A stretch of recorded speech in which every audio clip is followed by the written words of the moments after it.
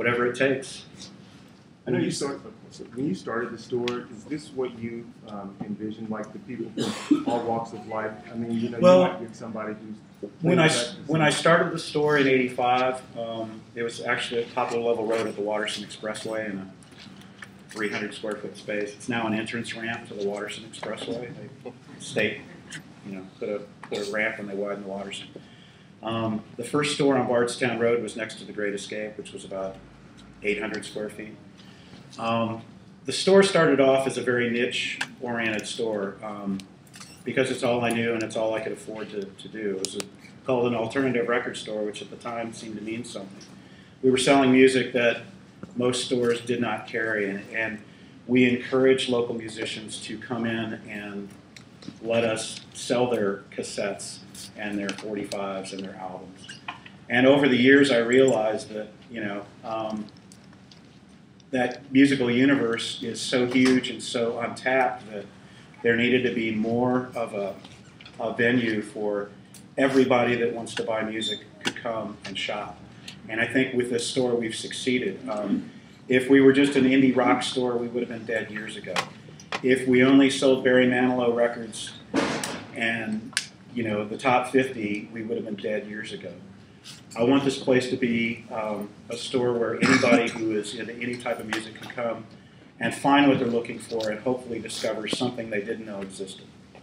I feel like in the last few years, it seems like the city has made a big push to help businesses downtown. Restaurants have closed down. The city's helped them open back up. I mean, I don't think it's overreaching to say that store's kind of a local institution.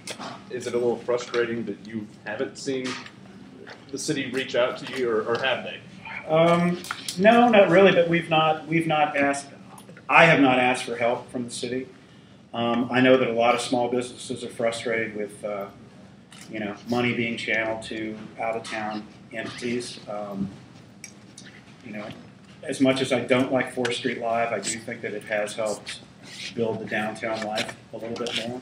I wish they would include, or would have included, locally owned businesses, but they had approached me early on about licensing the name of Ear Ecstasy for a club. But they really didn't want locally owned businesses down there. And they may argue that, but I was told that. Yes? Does the coalition have any sort of long-term plan down the road? We're seeing mental health. You're speaking about the Coalition of Independent Music Stores? You guys have any sort of strategic plan? A lot of people don't know what he's referring to. I think it's been almost 15 years ago. There's a group of independent stores around the country that got together and formed the Coalition of Independent Music Stores, otherwise known as SIMS. And I'm one of the founding members of SIMS. I'm on the board of directors currently. We're looking for any ways to keep our stores viable and relevant. It's through the coalition that I'm able to have a digital download site.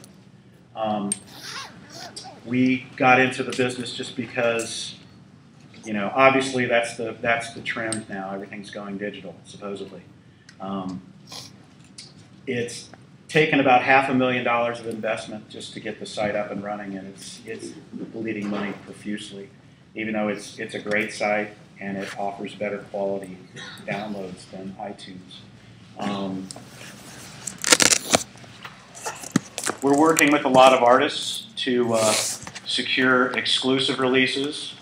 My Morning Jacket was gracious enough to record their in-store here and record their concert down at the waterfront in front of 10,000 people. And that record was released to independent record stores and in their support of what we do. We've worked with artists like John Mayer for the same thing. We're looking for any way to continue to make the record store viable. And to be honest, folks, this will be a physical goods store more than anything. You know, I understand people want to download music, but tell the kid who comes in and buys a vinyl record now that that's going to go away again. They're buying turntables, they're buying vinyl, It's not just old farts like me that still like records. It's kids have discovered there's something about a tangible piece of art. It's maybe impractical as hell, it may be bulky, but it means a whole lot more than a digital file on your hard drive. That's old school talking. Yeah, Jim. Yeah, it's find out because I think like you're saying, it's kind of a crisis with the internet right now. I feel like anything that you can't grab in your hand, you can get for free on the internet. Sure. I feel like if they had printers that could print out carburetors and stuff, autos. That's right. People. It's a crisis because people can't afford health care. So how can they afford Exactly. music and stuff? Exactly. So the thing I'm wondering is I think there will always be a market for people like us who like vinyl and want to come to the record store, but with the compact discs and the DVD slowly becoming the 8-track tape and phasing out, is there any way to make music stores a sort of community center where maybe some of the funding from the store can come from the government or a nonprofit thing, so the store could be, partially music education or have some vintage instruments, maybe a couple of the music go around or something. So you've still got your music-based store where you're selling vinyl and CDs. People are still buying them. Yeah. But something that can make it all-encompassing: music education, music instrument sales, vintage sales. That has been players. People have suggested all sorts of things just like that, Jim, and we are entertaining whatever we can do to keep this going. I understand the business has to change. I just don't think the business has to die just yet. There's a life cycle to everything, and George Harrison said it well with all things must pass. I feel that the time for this to pass is not now. There's been talk about possibly turning this into a co-op, which that's a concept that works for some other businesses. I just want to take all this information and suggestions from people that love this store and find a way to make it work. Yeah. Short term, obviously, I need your support. Long term, I need your support. But what changes we have to make, we will make. But keep the ideas coming, please. Hey, John. Yes. As a musician and a parent, I have to say that I don't bring my kids here enough.